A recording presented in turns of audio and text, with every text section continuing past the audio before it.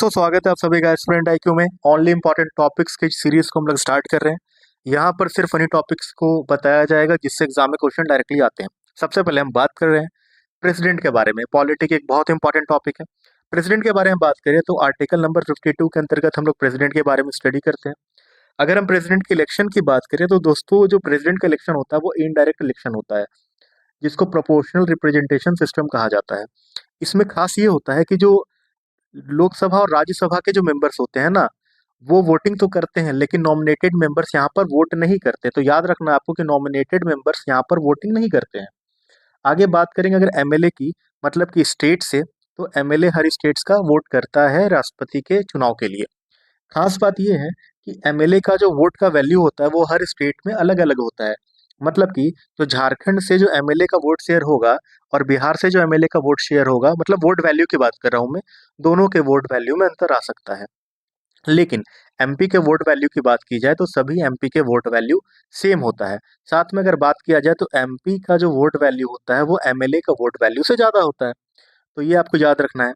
आगे बात करेंगे हम लोग इलेक्टोरल कॉलेज की। तो देखिए आर्टिकल नंबर 54 डील करता है प्रेसिडेंट के इलेक्टोरल कॉलेज के बारे में, जिसमें कि कहा जाता है कि जब प्रेसिडेंट का इलेक्शन होगा उस वक्त जो इनके नाम को प्रपोजर्स और सेकेंडर्स, मतलब 50 लोग ऐसे होंगे जो इनके नाम को पहले स्थान पर रखेंगे और तकरीबन 50 लोग ऐसे होंगे जो इनके नाम को सेकेंड स्थान पर रखेंगे। इस तरीके से प्रेसिडेंट का इलेक्टोरल कॉलेज बनाया जाता है।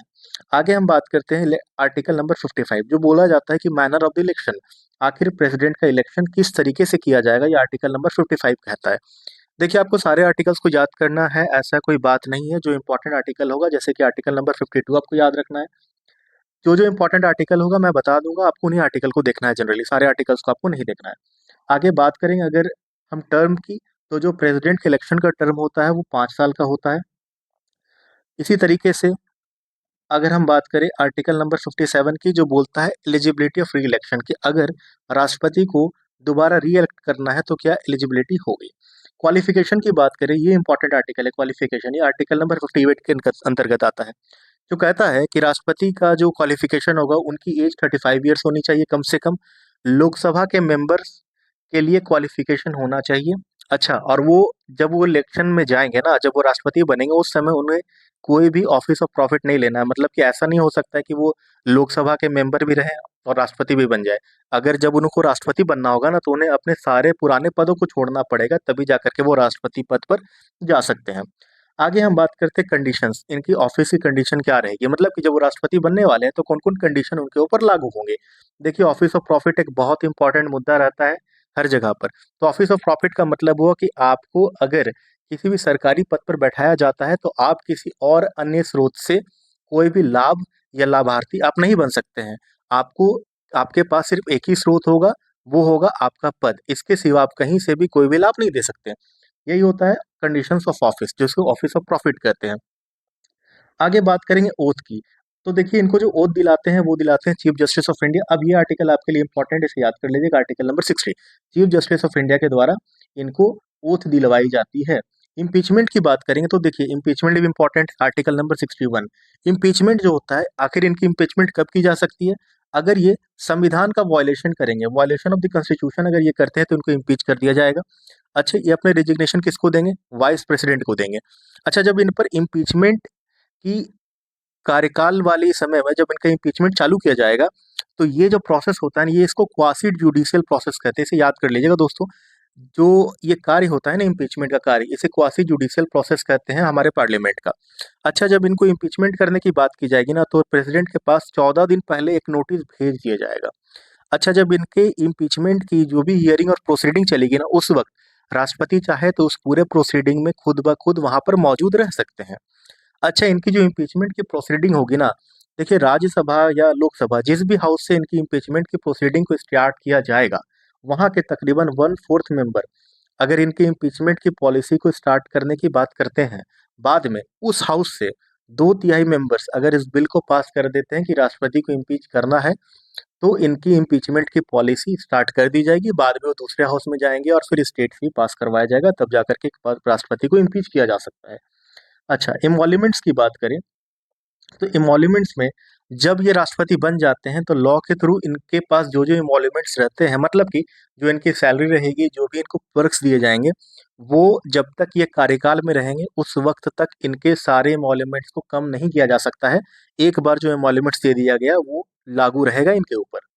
इसके बाद आगे हम बात करते हैं पावर्स की। अब ये देखिए, पावर काफी इंपॉर्टेंट है और पावर आपको याद भी रखना है, क्योंकि पावर से ही क्वेश्चन आपको मेनली एग्जाम में बनेंगे। देखिए, जब 42nd अमेंडमेंट आया था ना, तो इनके पावर्स को घटा दिया गया था इंदिरा गांधी जी के द्वारा, मतलब इंदिरा गांधी के कार्यकाल की बात कर रहा हूं मैं। उस वक्त 42nd अमेंडमेंट एक्ट ला करके इनके पावर को, प्रेसिडेंट के पावर को कम कर दिया गया था। बाद में जब 44th अमेंडमेंट एक्ट लाया गया और इनके पावर को दोबारा मेंटेन किया गया। तो ये दोनों बात तो आपको याद रख लेना है। अब आप कमेंट सेक्शन में बताइएगा कि 42nd अमेंडमेंट एक्ट कब आया था और 44th अमेंडमेंट एक्ट कब आया था। इन दोनों बातों को आपको कमेंट सेक्शन में बताना है। अब हम पावर्स की बात करते हैं, तो पावर में देखिए, अब याद करते जाइए। पावर में सबसे पहले एडमिनिस्ट्रेटिव पावर की बात करेंगे। सबसे पहले जितने भी काउंसिल ऑफ मिनिस्टर हैं उसके एग्जीक्यूटिव हेड प्रेसिडेंट होते हैं। काउंसिल ऑफ मिनिस्टर का आर्टिकल है 78, याद कर लेना है। इंटर स्टेट काउंसिल को लीड करेंगे कौन? प्रेसिडेंट। साथ में किसी को अपॉइंट करना या रिमूव करना, इसका पावर भी प्रेसिडेंट के हाथ में दिया गया है। आगे हम बात करेंगे मिलिट्री के केस में। आपको पता है कि जो प्रेसिडेंट होते हैं वो मिलिट्री, जल, थल और वायु, हर सेना के प्रमुख प्रेसिडेंट को कहा जाता है। किसी भी देश से वार, पीस, जो भी डील करना है वो सारा डील प्रेसिडेंट के नाम पर ही किया जाएगा। आगे हम बात करते हैं लेजिस्लेटिव पावर की। अब इस लेजिस्लेटिव पावर को आपको ढंग से समझना है। देखिए, किसी भी सेशन को समन करना, प्रोरोगिव करना या डिसॉल्व करना, ये प्रेसिडेंट के हाथ में होता है। एक टर्म यहाँ पर आपके लिए इंपॉर्टेंट है, joint setting. Joint setting, joint setting जो होता है ना, जब दोनों हाउस को बैठाया जाए किसी मुद्दे को लेकर के, इसके लिए प्रेसिडेंट ही बताएंगे कि कब आप लोग दोनों हाउस को एक साथ मिलना है और ज्वाइंट सीटिंग करवाना है। जो आर्टिकल होती है ज्वाइंट सीटिंग की, वो होती है आर्टिकल नंबर 108, याद कर लेना है। Opening addresses, article number 87। देखिए, जब नया सेशन बनता है ना, नया सेशन स्टार्ट होता है, जब पार्लियामेंट में जब नई सरकार बन के आती है, उस वक्त जो पहला लोकसभा राज्यसभा की एक सीटिंग होती है जिसमें कि सारे मेंबर्स एक साथ बैठते हैं, इसमें जो एड्रेस किया जाता है ना, संबोधन जो किया जाता है, वो राष्ट्रपति के द्वारा किया जाता है। और ये किया जाता है हमारे संविधान के आर्टिकल नंबर 87 के अंतर्गत। साथ में राज्यसभा के मेंबर्स को नॉमिनेट करना इन्हीं के हाथ में है। अच्छा, कुछ रिपोर्ट्स ऐसे होते हैं जिनको पार्लियामेंट में रखने का जो पावर होता है वो प्रेसिडेंट के पास होता है। जैसे कि कंट्रोलर ऑडिटर जनरल के द्वारा रखा गया रिपोर्ट्स हो गया, एससी एसटी को लेकर के जो रिपोर्ट हो गया, इन सबको रखने का पावर जो है वो राष्ट्रपति के हाथ में ही दिया गया है। अच्छा, कुछ ऐसे वर्ग होते हैं जहां पर राष्ट्रपति का सैंक्शन इंपॉर्टेंट होता है, जैसे कि आर्टिकल नंबर 3 जिसमें बाउंड्री की बात आती है, यहाँ पर प्रेसिडेंट का पावर काफी इंपॉर्टेंट हो जाता है। मनी बिल की बात करें, यहाँ पर प्रेसिडेंट का पुराना सैंक्शन के बाद ही वो मनी बिल को लाया जाता है। साथ में फाइनेंस की बिल की बात करें, यहाँ पर भी राष्ट्रपति के पुराने सैंक्शन का नीड हो जाता है। आपको इन तीनों का आर्टिकल याद कर लेना है, जिसमें कि मनी बिल काफी इंपॉर्टेंट है। आर्टिकल नंबर 110 मनी बिल को डील करता है। अच्छा, जो भी बिल राष्ट्रपति के पास आएगा तो राष्ट्रपति उसे एसेंट भी दे सकते हैं या उसे रोक भी सकते हैं, ये राष्ट्रपति के हाथ में है। इसको कहते हैं veto power of the president, जो कि आर्टिकल नंबर 111 में हम लोग देखेंगे एसेंट देने को। वेटो, देखिए, तीन तरह का वेटो होता है राष्ट्रपति के पास में। एक तो होता है एब्सोल्यूट वेटो, एक तो होता है सस्पेंसिव वेटो और एक होता है पॉकेट वेटो। इन तीनों को भी आपको याद कर लेना है। एब्सोल्यूट वेटो, सस्पेंसिव वेटो और पॉकेट वेटो एक अलग सेक्शन में, एक अलग वीडियो में मैं आपको डील कर दूंगा। इसके बाद हम बात करते हैं आर्टिकल नंबर 123 की। देखिए, ये आर्टिकल काफी इंपॉर्टेंट है आपके लिए और इससे क्वेश्चन मतलब मान के चलिए आ ही जाते हैं जनरली। आर्टिकल नंबर 123 कहता है ऑर्डिनेंसेस के बारे में। ऑर्डिनेंस का मतलब ये होता है कि जब सेशन, पार्लियामेंट के सेशन रन नहीं कर रही है ना, तो उस वक्त सारा पावर प्रेसिडेंट के हाथ में आ जाता है। और प्रेसिडेंट उस समय चाहे तो बहुत सारे बिल को रख सकते हैं सामने, जिसके थ्रू वर्किंग आसानी से हो सके। मतलब अब पार्लियामेंट सेशन में है नहीं, तो पावर किसके हाथ में? प्रेसिडेंट के हाथ में। तो प्रेसिडेंट कुछ बिल लेकर के आ जाएंगे। अब खास बात ये होता है कि जब नया सेशन जैसे ही आएगा, जैसे ही नया सत्र बैठेगा, तो 42 दिन के अंतर में ही उस बिल को रोक देना है या उस बिल को आगे लागू रख के चलाते रह जाना है। ये सारा कार्य पार्लियामेंट कर सकता है, लेकिन इसके लिए 42 डेज का बार रखा गया है। मतलब कि जो भी ऑर्डिनेंसेस प्रेसिडेंट लेकर के आए हैं, जैसे ही नया सेशन आया, 42 डेज के अंदर में उस ऑर्डिनेंस को लागू रखना है या उस ऑर्डिनेंस को बदलना है या कुछ बदलाव करना है, ये सारा का सारा चीज 42 डेज के अंदर में ही कर लेना है पार्लियामेंट को। तो एग्जाम में क्वेश्चन पूछ सकता है 42 डेज या 7 वीक, दोनों में जो आए दोनों सही है। अच्छा, आगे हम बात करते हैं जुडिशियल पावर्स की। देखिए, जुडिशियल पावर में एक पॉइंट आपको याद रखना है, आर्टिकल नंबर 71। ये जुडिशियल पावर प्रेसिडेंट के नहीं है, लेकिन मैं जुडिशियल के अंदर में इसको रख दिया हूँ। जो आर्टिकल नंबर 71 बोलता है कि जब भी इलेक्शन ऑफ प्रेसिडेंट को लेकर के कोई भी मुद्दा होगा, तो इसको रेफर किया जाएगा सुप्रीम कोर्ट के पास, और सुप्रीम कोर्ट इसमें जो डिसीजन देगा वो डिसीजन जनरली फाइनल कहलाएगा। तो ये आर्टिकल नंबर 71 है, ये खास है आर्टिकल नंबर 71, इसे आपको याद रखना है। अब ये आपके लिए जो सबसे इम्पोर्टेंट है पूरे पार्लियामेंट प्रेसिडेंट में, वो है आर्टिकल नंबर 72, जिसमें कि प्रेसिडेंट के पास पावर है क्षमा याचिका वाली पावर, जिसमें कि आता है पार्डन करना, कम्यूटेशन करना, रिमिशन करना, रेस्पाइट करना, रेस्क्राइब करना। आइए सभी टर्म्स को एक एक करके हम लोग समझते हैं आखिर इन सब का मतलब क्या है, और अच्छे से याद भी कर लेना है क्योंकि इससे क्वेश्चन एग्जाम में पूछे जाएंगे। देखिए, पार्डन का मतलब तो होता है कि माफ कर देना, पूरा माफी, मतलब कि आपको सीधा माफ कर दिया, ये हो गया पार्डन। कम्यूटेशन का मतलब क्या हो गया? कम्यूटेशन का मतलब हो गया आपका, आपके द्वारा जो किया गया गुनाह था ना, उसको कम कर देना। मतलब कि अगर आपको सजाए मौत दी गई थी, आपको सजाए मौत दी गई थी, तो उस सजाए मौत को खत्म करके उम्र कैद में कन्वर्ट कर देना, ये कम्यूट हो गया।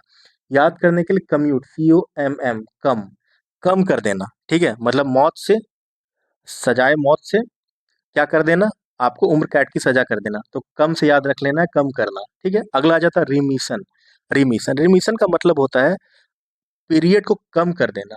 मतलब कि अगर मान लीजिए आपको कोर्ट के द्वारा 2 साल का सजा दिया गया है, उसको कम कर देना, 1 साल का सजा में कन्वर्ट कर देना, इसको रिमिशन कहते हैं, रिमिशन, ठीक है। इसको याद करने का तरीका है मिशन, मिशन। कोई भी मिशन होता है तो मिशन, मान लीजिए 2 साल का मिशन था, उस मिशन को अब हम 1 साल में पूरा करेंगे। एग्जाम अगर 2 महीने में है तो हम पढ़ाई 1 महीने में कंप्लीट कर लेंगे, तो एक मिशन मोड में हो जाता है। अवधि को कम कर देना इज रिमिशन। अगला आ जाता है रिस्पाइट। देखिए, रिस्पाइट क्या होता है? ये राष्ट्रपति के द्वारा तब किया जाता है अगर कोई व्यक्ति जिसे सजा मिली है, वो अगर फिजिकली हैंडीकैप है या फिर प्रेग्नेंट लेडी है, तो उनके सजा को कम कर दिया जाता है, वो होता है रेस्पाइट, ठीक है, रेस्पाइट। अब इसको याद करने का तरीका क्या है? याद करने का तरीका रेस्पाइट, RES, RES से याद रखिएगा। रेस्ट का स्पेलिंग क्या होता है? REST, rest. इससे RES को याद रखिए। रेस्ट किसको लेना चाहिए? कोई प्रेग्नेंट लेडी है उसे रेस्ट लेना चाहिए, या फिर फिजिकली हैंडीकैप्ड को रेस्ट लेना चाहिए जनरली। तो ये रेस्ट से आपको रेस्ट याद रख लेना है, और आपको रेस्पाइट समझ में आ जाएगा कि अगर कोई, ये किसके लिए है? फिजिकली हैंडीकैप्ड के लिए है या फिर प्रेग्नेंट लेडी के लिए है। लास्ट आता है रिप्राइव। रिप्राइव का मतलब होता है टेम्पररी रोक लगा देना, ताकि वो बाकी चीज को फॉलो कर सके या फिर और ज्यादा याचिका को आगे बढ़ा सके। मतलब कि राष्ट्रपति के हाथ में ये पावर है कि वो किसी के सजा को टेम्पररी रोक सकते हैं, इसको रिप्राइव करते हैं। तो ये जुडिशियल पावर को याद रख लेना है और काफी इंपॉर्टेंट है। जुडिशियल पावर से क्वेश्चन जनरली एग्जाम में पूछा जाता है। लास्ट में हम बात करते हैं emergency power of the president के बारे में। तो इमरजेंसी के समय भी प्रेसिडेंट के हाथ में बहुत पावर होता है। इमरजेंसी में जो आर्टिकल्स आपको याद रखने हैं, वो आर्टिकल आर्टिकल 352 जो नेशनल इमरजेंसी की बात करता है, आर्टिकल 354 जहां पर रेवेन्यू डिस्ट्रीब्यूशन की बात की जाती है, आर्टिकल 356 स्टेट में प्रेसिडेंट रूल की बात की जाए, article 356, article 359 end of the fundamental right, जब देश में इमरजेंसी लगाई जाती है तो फंडामेंटल राइट को एंड कर दिया जाता है, लेकिन आर्टिकल 20 और 21 को एंड नहीं किया जाता है, ये है आर्टिकल 359। आर्टिकल 360 फाइनेंशियल इमरजेंसी का कंडीशन हो गया, और आर्टिकल 365 जब स्टेट अगर केंद्र के द्वारा लाए गए चीजों को फॉलो ना करे, तो वहां पर आर्टिकल 365 का इस्तेमाल किया जाता है राष्ट्रपति के द्वारा। तो इन सारे आर्टिकल्स को याद कर लेना, जिसमें आर्टिकल 352, 354, 356, 359, 360 और 365 है। और एट लास्ट आर्टिकल नंबर 143 जो advisory jurisdiction of supreme court की बात करता है, आर्टिकल नंबर 143 मतलब कि किसी मुद्दे को लेकर के राष्ट्रपति अगर चाहे तो सुप्रीम कोर्ट से एडवाइस ले सकते हैं, that is advisory jurisdiction of the supreme court. ये हो गया आर्टिकल नंबर 143। इसके बाद हम स्टडी करते हैं वाइस प्रेसिडेंट के बारे में। देखिए, वाइस प्रेसिडेंट जो होते हैं ना, वो चेयरमैन होते हैं राज्यसभा के, मेंबर नहीं होते हैं, याद करना है आपको। राज्यसभा के मेंबर नहीं होते हैं what is vice president. Vice president सिर्फ वहां के चेयरमैन होते हैं। इनका जो इलेक्शन होता है वो दोनों हाउसेस के द्वारा किया जाता है। साथ में आर्टिकल नंबर 66 इनके इलेक्शन को डील करता है, बहुत इंपॉर्टेंट आर्टिकल है आर्टिकल नंबर 66।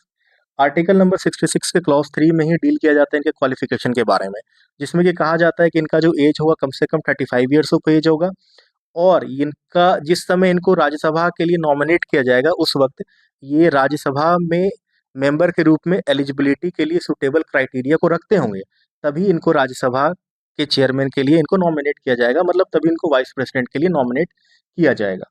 आगे बात करते हैं अगर इनके रिमूवल की, तो रिमूवल के लिए जो भी हाउस से इनको मतलब कि अगर राज्यसभा से मतलब रिमूवल इनकी राज्यसभा से की जाती है, तो राज्यसभा में अगर इनके रेजोल्यूशन को मेजोरिटी से पास कर दिया जाए और दूसरे हाउस से उसे एग्री कर लिया जाए तो इनको रिमूव कर दिया जाएगा।